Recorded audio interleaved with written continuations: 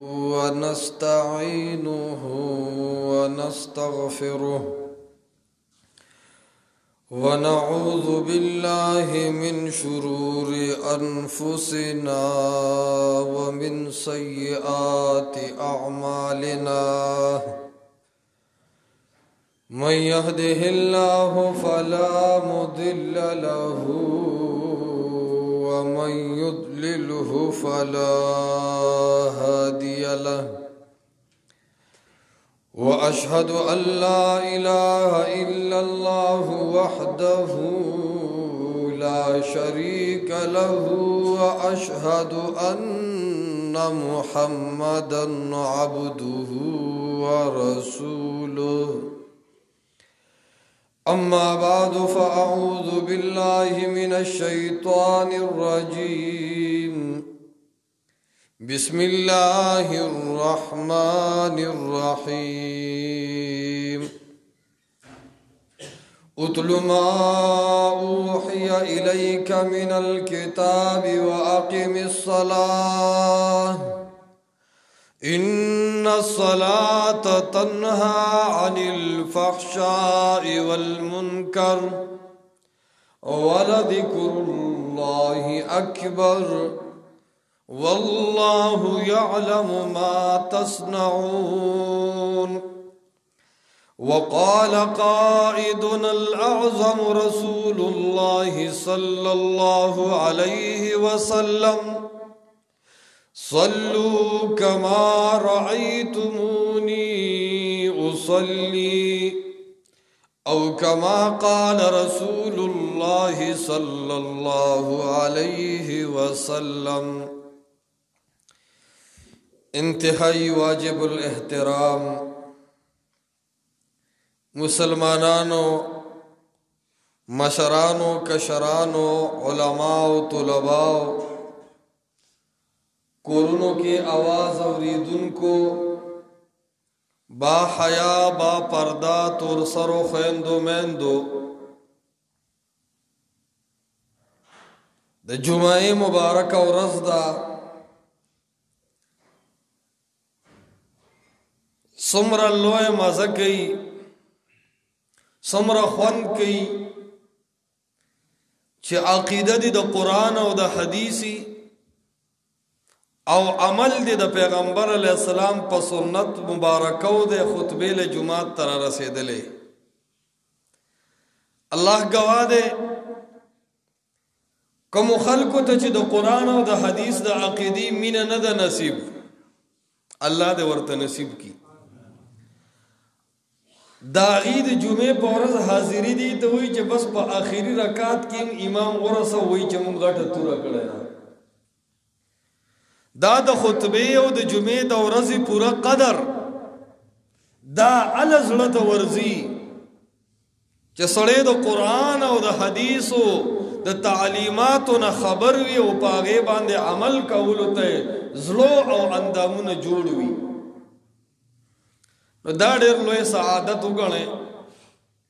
چې نسبت زموږ ستاسو د قرآن او د حدیث سره دی دا ډېر لوی سعادت وګڼئ ځکه دا څوارلسمه یا پنځلسمه صدي شروع ده فروفتن دور دی بهر د بے حیايي بازار ګرم دی د ګناهونو اور لګېدلی دی په داسې وخت کې یو سړی د قرآن او د حدیث په عقیده هم رنګ دی د جمعې په ورځ اول صف کې هم حاضر دی دا لږه د خوشحاله خبره نه ده دا لږه د خوش قسمته او خوش نصیبه خبره نه ده دا ډېره د قدر خبره ده دا په دې خبره دلیل دی چې زمونږ ستاسو زړه کې کم ایمان او کم عقیده ده دا د الله په دربار کې دستخط شوی ده او صحیح ده کدا الله ته قبول نه وي نن به مونږ د یو الله اکبر په आवाज سره د صف کې حاضر وو خدا د دې دلیل دی چې الله ته مونږ تاسو خوښ یو او الله دې کی چې الله سبحانه و تعالی زموږ تاسو نه رضا شي دا زموږ یو اصل مقصد دی د دنیا کې د هر چا یو مقصد وي څوک ژوند تیری خپل افسر رضا کوي، څوک ژوند تیری خپل ناظم صاحب چیرمین صاحب د کلی مشر رضا کوي، څوک ژوند تیری خپل پارټي والا رضا کوي. خو زمونږ ستاسو مقصد د ژوند دا دی چې زمونږ نه څوک رضا شي، څوک رضا شي، لګرو وایي څوک رضا شي. دا زمونږ د ژوند مقصد دی. شیخ الاسلام حافظ ابن تیمیہ رحمت الله علیه چې کله جیل ته لاړو د اقتضاء الصراط المستقیم په حاشیه باندې ذکر کړی دی. وی په جیل کې الله ته پجړا شو. دا ډېر نر عالم تیر شوی دی.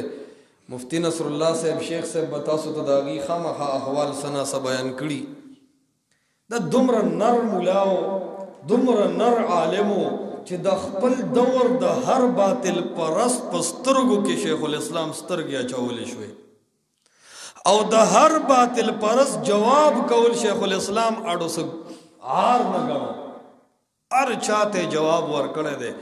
جبه ډېر تیز استعمالول د باطل په خلاف چې کله جیل ته بوتو قلم نه بیا کار غسته چې قلم په بل کو پسکرو باندې او د خپل بدن په وینو باندې د الله د توحید او د محمد مصطفی د رسالت دفاع کړی دا. هغه شیخ الاسلام بوي جیل کې په جړه بشو او به الله ستاد دین په مینا ستاد دین د وجه اے رب زد جیل تور طبو تراغلی او اے رب کده جیل پر تور تمبو کې ما نه تر ازاشي او اے رب استا مینا ما ته نصیب شي په جیل کې. اے رب ز کامیاب یم، اے رب زما اس باک نشتا اس پروا میں بیا نشتا او اے رب کده خلق گزارونه هم ما ته متوجه، د خلق فتوی هم ما ته متوجه، د خلق طعنونه هم ما ته متوجه، د پولیس حد کړه هم ما ته، د جیل تور تنبیه ما ته. اے رب که پدی تکالیفو کې هم ته رضا نشوي، اے رب شیخ الاسلام بیا ناکام دی. نو عرض می دا کو زمون ستاسو رب سره ملاقات ته آخرت ده. د دنیا دا مال یو نه یو ورځ پاتې کیدونکې ده، د دنیا دا ښایسته اولاد یو نه یو ورځ جدا کیدونکې ده، د دنیا دا ډېر جایداد پاتې کیدونکې ده. او قرآن فرمایي لقد جئتمونا فرادا. اے د آدم بچیا یوازې به راځي، لشکرې به پاتې،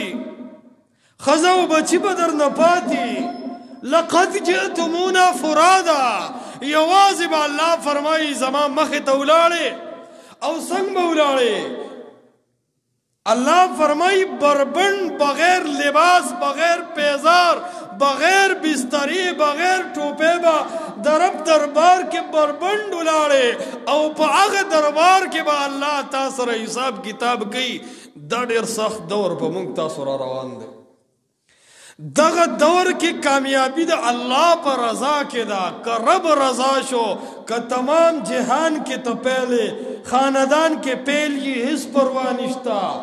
دوستانو کې پہل یہ حس پروا نشتا، ورونو کې پہل حس پروا نشتا، د خزو د بچو نظر کې پہل حس پروا نشتا، تنظیم او پارټې په نظر کې پہل حس پروا نشتا. خو چې د رب دربار کې پاس شوي فقد فاز فوزا عظیما. قرآن وی دے کامیاب شو په کامیابی دے لوی سرا. اور چې د رب دربار کې پیل شوي نو عبدالرحمن بابا غ شعر دے کنا وی چې الله در سره مل نوی اے عبدالرحمن کلشکری د جهان وی یک تنهایی. چې رب در سره نو کټول دنیا تا ته لایق کی تا ته او کې کی بیام عزتمند ما او تا ناکام. الله رب العالمین رضا پس کې دا د الله په خبره منلو کې لکه یو عمل دی د الله د احکاماتونه چې د سړي عقیده سم شي نو ټولو نه افضل عباداتو کې لوی عمل د مونځ دی. خو په شرط د دې چې عقیده سم وي. که عقیده سم نه وي نو خلک وایي کنه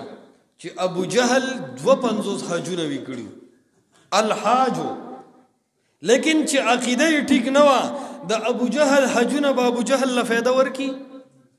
نو عرض دا چې عقیده سم وي، الله سره شریک نه جوړه، نه تو ډیره بابا او نه کاکا صاحب، نه پیر بابا او نه میا کریم شاه بابا، نه جاړو بابا، نه دیوانه بابا، نه شلګزی بابا. الله سره هیڅ څوک شریک نه ګرځي او الله حاجت روا او مشکل کشا ساتي. دا عقیده دی وی نو د دې عقیدې نه بعد په اعمالو کې د ټولو نه افضل عمل چې کوم دی هغه مونځ دی او ټولو نه زیات حکم قرآن کې الله سبحانه و تعالی د مونځ کړی. خو دا مونځ دا دین دی کې مونږ له یو دوه خبرې پکار دي. اهمه خبره کوم توجه راکې. افسوس دا دی دا ټایم ډیر زیات کم دی اور موضوع ډیر زیات اوږده ده چې په محمدي مونځ کې د رسول الله علیه الصلاۃ والسلام په طریقه کوم مونځ دی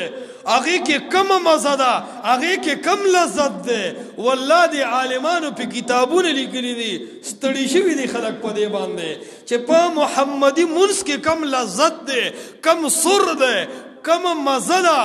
کم سکون ده. هغه سکون دنیا کې په بل څه کې نشته. خو به هر حال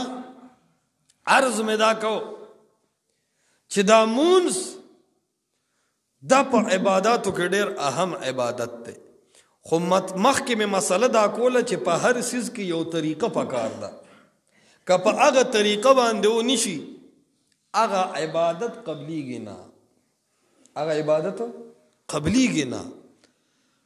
حذیفه ابن الیمان رضی الله تعالی عنہ قول علامہ شاطبی رحمت الله علیه کتاب الاعتصام اول جلد 106 صفحه کې نقل کړی دی او ډیره د کار خبرې کړې ده. هغه وی کل عبادة لم يتعبدها اصحاب رسول الله صلی الله علیه وسلم فلا تعبدها.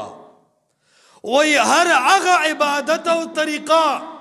چې د الله د پیغمبر اصحاب او ملګرو نه ده کړې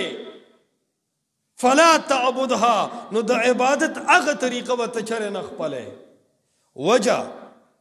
بیا وی ذکر لأن الأول لم يدع للآخرین مقالا. لومبنو خلکو د رستنو خلکو د پاره په دین کې د خبرو گنجائش نه دی پرېښی. دین مونږ ته مکمل کړی دی. نو دا دین دا مونځ مونږ عجیب کار دا دی مونږ چې مونځ زده کوو نو د چا نه زده کوو؟ مونږ مونځ د عالم نه زده کوو. دا ځان له یو غلطي د وضاحت کوم. مونږ مونځ د مفتی صاحب نه زده کوو، مونږ مونځ د مفتابعي اقوالو نه زده کوو، مونږ مونځ د فقه او د کتابونو نه زده کوو. خو دین خو تشریح وګوره، خو د مونځ اصل ډانچه، د مونځ اصل صفات چې زده کوې هغه صفات نه دي ذکر کړي مګر احادیثو د رسول الله صلی الله علیه وسلم. نو لومبه خبره یاد ساتئ د مونځ لذت د پاره اولنې شرط څه دی؟ تابعداري د محمد رسول الله صلی الله علیه وسلم. حدیث د بخاری شریف کې راځي، اهل علم ناس دي علما پوهیږي. پیغمبر علیه الصلاۃ والسلام صحابو ته فرمایل صلوا کما رأیتمونی اصلی.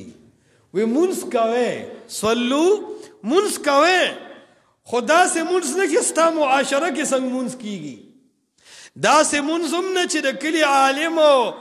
زید عمر بکری کوي، معاشري والے څنګه کوي، کتابونو والے څنګه کوي. نه،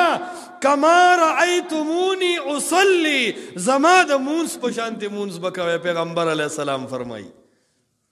د پیغمبر علیه السلام مونځ به مونږ ته څوک ښیي؟ احادیث د رسول الله صلی الله علیه وسلم. نو مونځ کې لذت د پاره اولنې شرط د اتباع د محمد رسول الله صلی الله علیه وسلم. که اتباع د پیغمبر علیه السلام ته لري شي هغه مونځ نه دی. دا خو لکه د عبادت د یو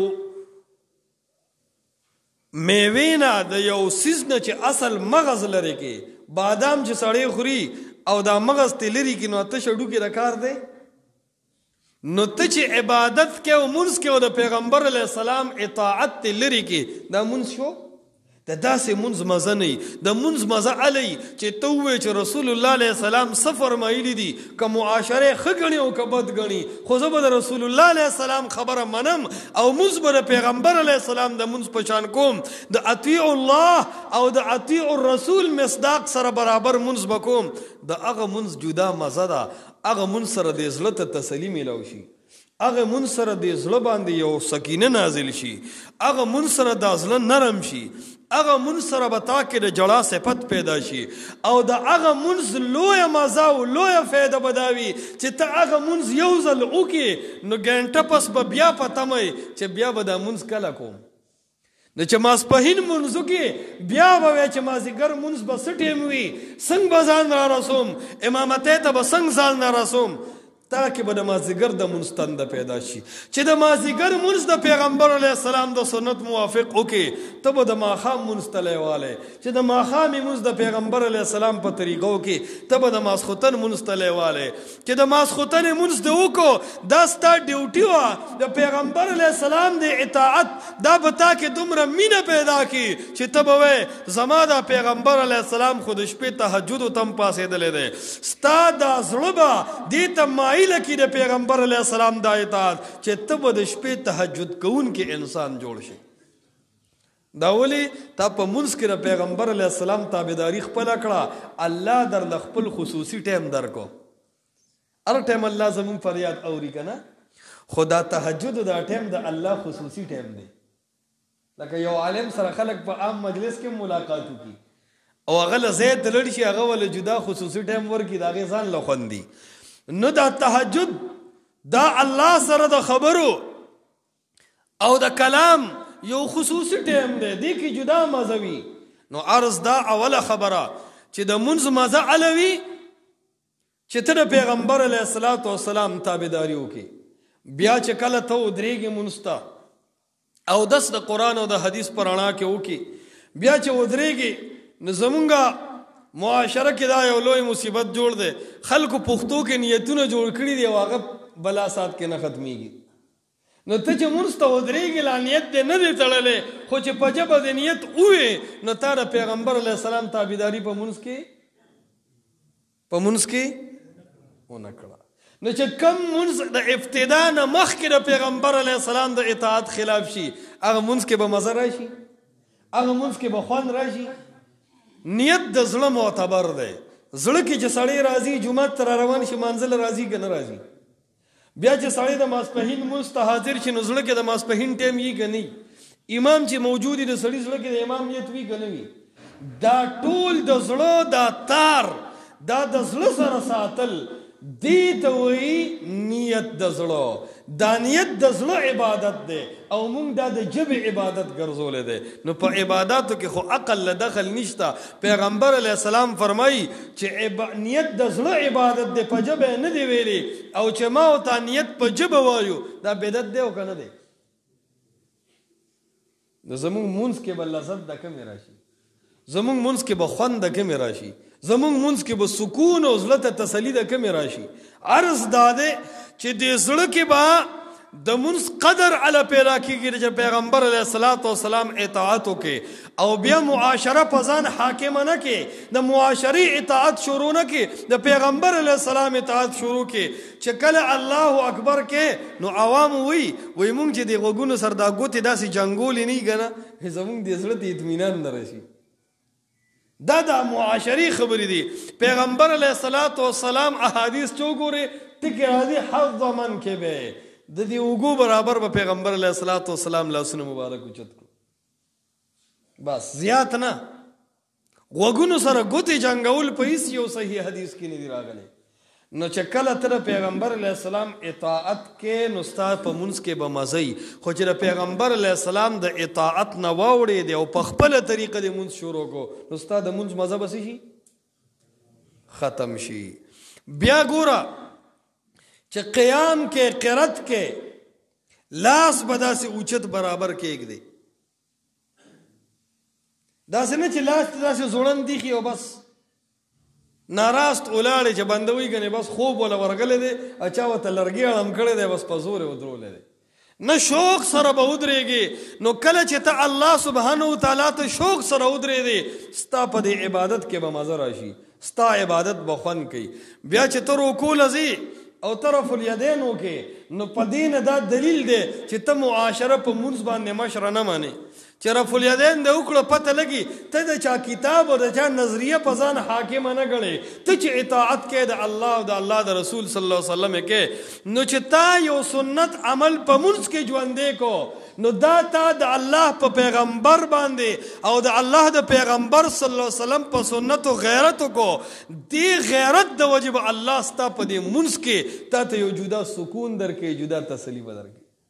او چې ته په منځ کې ځنې اعمال د دې د وجه نه کې چې یاره واقع د رسول الله علیه السلام سنت دي خو یاره دا خلک به آخر ماته وایي چې دا څه اشارې دې شروع کړې هلکه دا څه نخرې دې شروع کړې نو څوک چې د شرم د وجې او د حیا د وجې د پیغمبر علیه السلام سنت منځ کې پرېږدي تاسو نه تپوس کوم دله به د دې منځ مزه حاصل شي دته به د دې منځ سکون حاصل شي د ده زړه کې به د دې منځ قدر پیدا شي نو لنډه خبره د خبرې خلاصه دا شوه چې د پیغمبر علیه السلام مونځ د هغه په طریقه باندې وکړي دې سره په اعضاو کې هم یو مزیدار لذت راشي زړه ته هم یو سکون ملاو شي او دا مونځ به تا آینده بل مونځ ته تیاری او د داسې مونځ باره کې قرآن فرمایي ان الصلاة تنهى عن الفحشاء والمنکر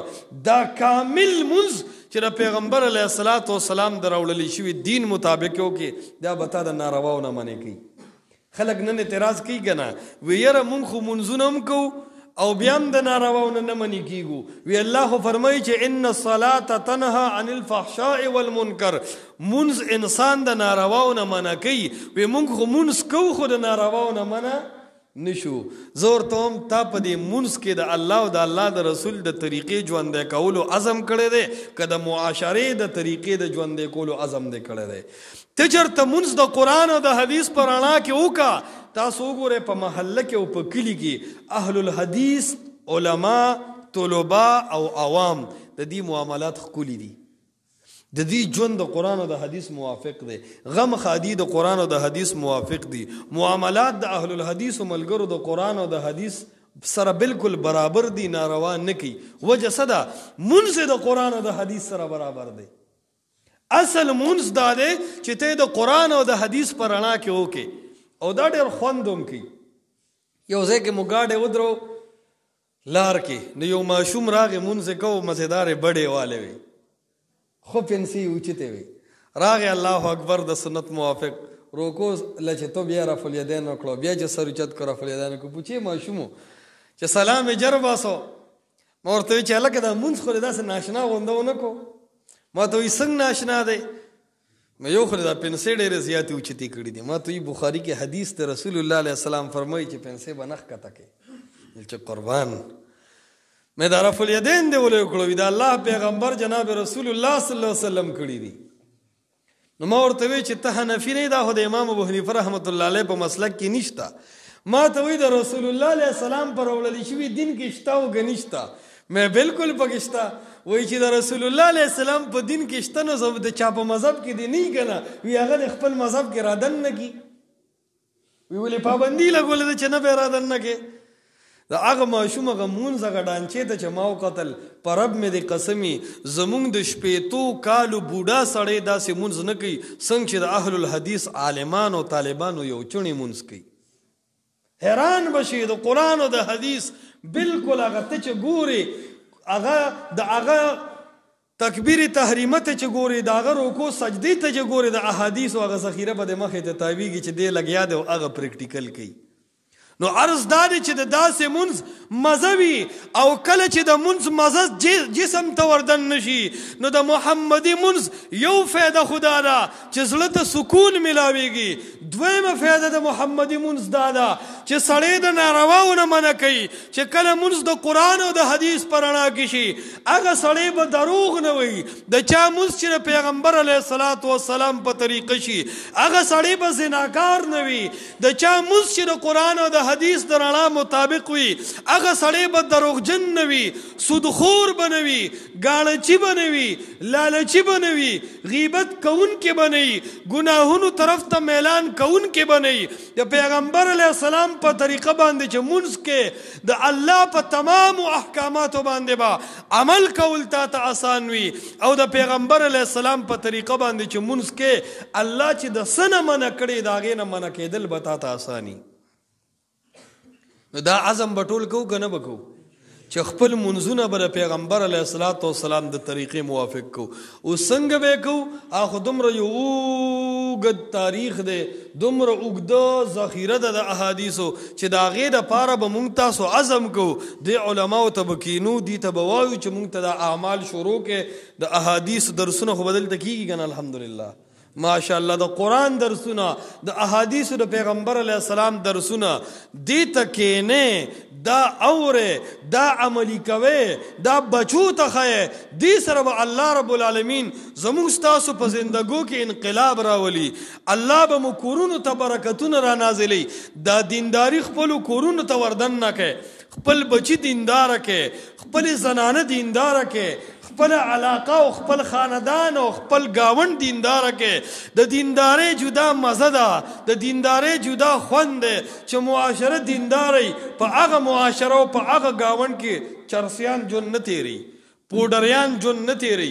ای سوال جون نه تیری بای دلته علما دي دلته خلق دیندار دي د مونږ پابندي کوي دا خلق نو هغه ځای نه خلق تختی او که د قرآن او د حدیث تابعداري پرېږدو نو زمونږ د معاشره کې لږ نوجوانان چرس کی که ډېر اسکي د دنیا ماشومان دي آیس کی نشې تماشې کوي دا ولې کوي مونږ دینداري پرېښې ده دا خپل ماشومان دین سره مصروفه کوي او هغې د مشرانو ته ګوري چې مونږ تاسو جومات ته په ټایم باندې راځو اول صف کې کینو دا خپل ماشومان ځان سره راولو اټومیټک د دې په زړه کې به هم د قرآن او د حدیث مینه وي او چې نه ته بېغمه ناست دی او سر راوچت کې بلستن نه آواز وکړي چې هلکه مانځله ځې او بیا په بلستن باندې بورډ راخ کې وخه بېغمه اوده شي نو هغه به موي چې لالا هسې موده دی راشه ته هم ورته اوده شه نو هغه تا ته او ما ته ګوري هغه بیا مانځله نه راځي نو عرض مې دا کو یو خو د مونځ پابندي شروع کې هر مونځ کې کوشش کوئ ځان حاضروئ د خپلو بچو په مونځ کې تلاشی اخلي هغې ګوره چې حاضر دي که نه دي حاضر بل منځونه د الله د پیغمبر صلی الله علیه وسلم د راوړلی شوي دین سره برابر کې چې کلم دا منځونه د قرآن او د حدیث سره برابر شو بیا به هم دې مونځ ته زړه کېږي د یو مون نه بعد به مو بل مونځ پسې تلوار وي د هغې شوق به وي مونږ تاسو کې چېر د مونځ ټیم رانه ضایع نه شي دا به کله کېږي چې کله مونږ تاسو واقعي د منځونو پابندي او مونږ طرف ته توجه شروع کو او که چرته مونږ ناراستی کو دا ماحول برانه د بېدینۍ جوړ شي ماشومان به بیا دین منلو ته نه تیار زنانه به بیا دین منلو ته نه تیارې دارنګې نوجوانان به دین منلو ته نه تیار بیا به انتهایی ګناهونو طرف ته لاړ شو ورونو الله سبحانه تعالی مونږ پیدا کړی دی د پاره یو چې خپل رب به رضا کوو خپل رب طرف ته روان یو الله سبحانه تعالی سره مو ملاقات دی الله سره مخامخ کېدل دي هغه عقیده چې الله په ناراض وي د هغې نه توبه ایستل پکار دي هغه عمل چې پیغمبر علیه الصلاة والسلام پې خفه کېږي د الله د پیغمبر جناب رسول الله صلی الله علیه وسلم د طریقې خلاف وي هغه اعمال او بدعات پرېښودل پکار دي رسم و رواج به پرېږدو شرک او بدعت به پرېږدو د الله توحید د الله یووالي د پیغمبر علیه الصلاة والسلام سنت مبارکه دې ته به کلک ملا تړو د دې به کلک عزم کو دا به کلک پزان کې راولو د دې به کلک دعوت کور کې چلو کله چې د قرآن او د حدیث دعوت کور کې شروع کو دا بیماری به م الله د کورونو نه ختم کی دا ټینشنونه به م الله سبحانه وتعالی د کورونو نه ختم کی دا جنگ جګړه او اختلافات او دارنګه چې کم دی دا ټینشن به الله ختم کی خو الله به ختموي چې موږ د قرآن او د حدیث تابعدار شو لاسونه اوچت کې انشاءالله ټول به د قرآن او حدیث تابعداري کوو که نه به کوو خپل ژوند به د قرآن او د حدیث موافق کوو که نه به موافق کوو د علماو سره به د دین په دې کار خیر کې کلکه ملګرتیا کوو که نه به کوو د قرآن او د حدیث